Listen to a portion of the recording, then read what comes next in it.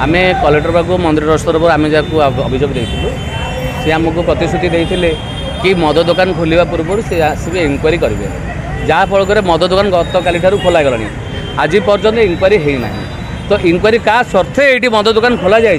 जहाँफल गोटे शिव मंदिर गोटे 100 वर्ष पुराना मंदिर ताकू लगी गोटे मेडिसिन स्टोर अच्छी ताकू लगी मद दुकान ये क्या सर्त दिखाई मद तो पीक लोक जहाँ तदंत होती जहाँ असुविधा होती रास्तार असुविधा बहुत समस्या एत समस्या थी सबकि थी कौ सर्त ये परमिशन दिखाई आमर गोटे दाबी मद दुकान ये हटा जाऊ अन्य जगह को स्थानांतरित कराऊ जमी आमर भगवान को जमी आम पूजा पाठ भल मंद सब प्रकार जगे चलते ठीक से षड़यंत्र चलू सीताराम छक जो मद दुकान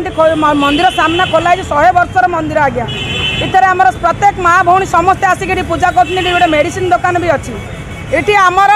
कमिटी बजार कमिटी नहीं मंदिर प्रशासन नहीं कलेक्टर को लेकिन देले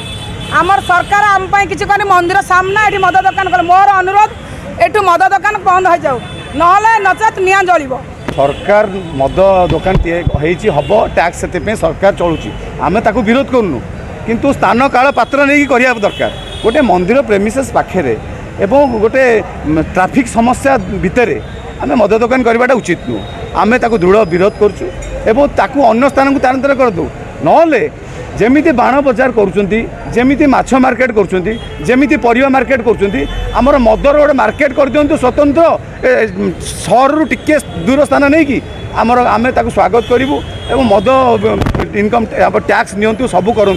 से गोटे स्वतंत्र मद मार्केट कर दिंतु जहाँकि मद से बेपार करेंगे आठ आराम रे जहाँ रोजगार करते करूँ कलाधन से ये हो आमर कौन आपत्ति ना किंतु जे मंदिर प्रेमिसेस पाखे ये लोकंर आमर एरिया लोक सब आसुँच महिला मैंने समस्ते हजार हजार महिला ये मंदिर को आसुँच महिला मैंने पूजा करने ये यज्ञ गोटे होची ये परिवेश जदि वातावरण जदि भूल हम ताले जमी हम एक अन्य स्थान को स्थानांतरण कर आमर कौन आपत्ति नहीं।